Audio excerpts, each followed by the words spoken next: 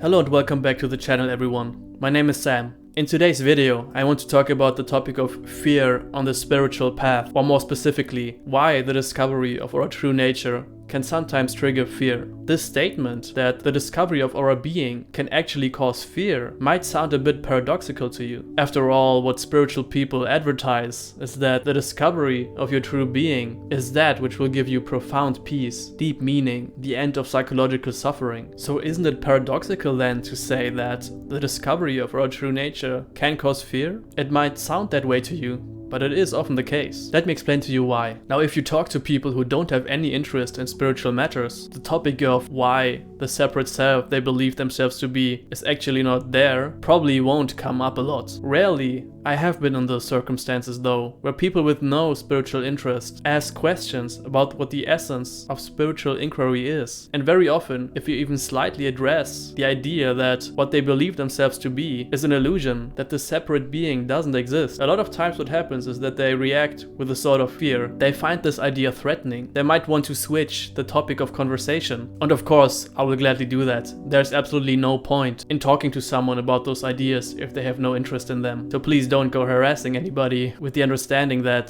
their separate self is an illusion. It won't help at all. But this fear of discovering your true nature can run quite a bit deeper than that as well. For a lot of people on a spiritual path, their quest of finding enlightenment, of awakening, becomes a sort of identity. They believe that they are now the separate entity, which one day in their lifetime, or maybe even after many lifetimes, will finally discover the truth about their being, will come to this incredible realization that will end all their suffering permanently. And what happens is that they turn the path into the goal. They get so wrapped up in the seeking, in this quest, that eventually they don't want to let it go. I don't want to diminish the project of trying to explore what you are, of even seeking in the beginning, of having a motivation, of maybe even being ambitious. Very often in the beginning stages, we can't avoid trying to look for something, trying to find something, and that's fine. But eventually, we have to be willing to let go of even the seeking identity. This person, this practitioner, this meditator can become an obstacle to the actual realization of what you really are. And this is where fear comes in. People on the spiritual path often have this, maybe sometimes even implicit realization that in order to discover their real being, they have to stop being the separate self they think themselves to be. And this can be scary. What are you after all if you're not any longer this person on this path?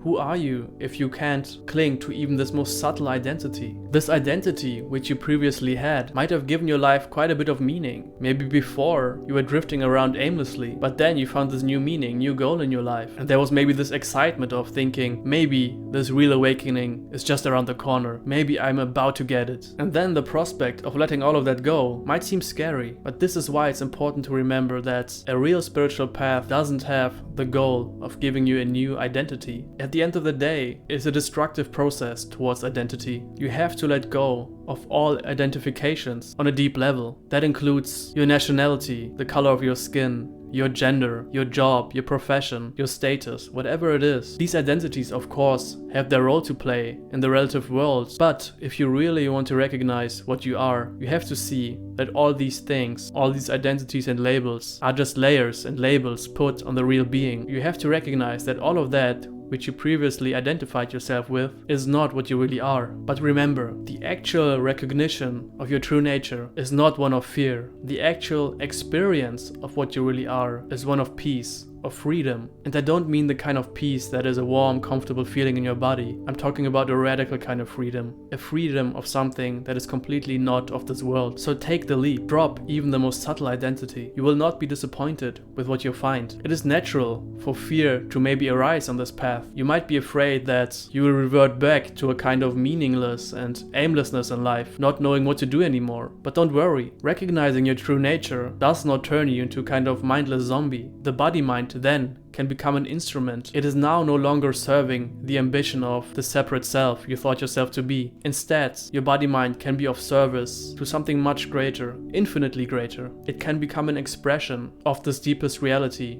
that you really are. It can become an expression of wisdom, love and beauty. So don't be afraid of your fear. It might be quite natural for it to arise, but don't let it motivate you to to cling to a false identity. Allow even the most subtle fixation and clinging of the separate self to disappear, and with that, the fear will go as well. I hope you found this exploration of fear on the spiritual path interesting. Has that been something you struggled with? Let me know in the comments. Also, don't forget to subscribe to my channel if you want to stay up to date with my latest videos. Thank you for watching, and I will see you here next time.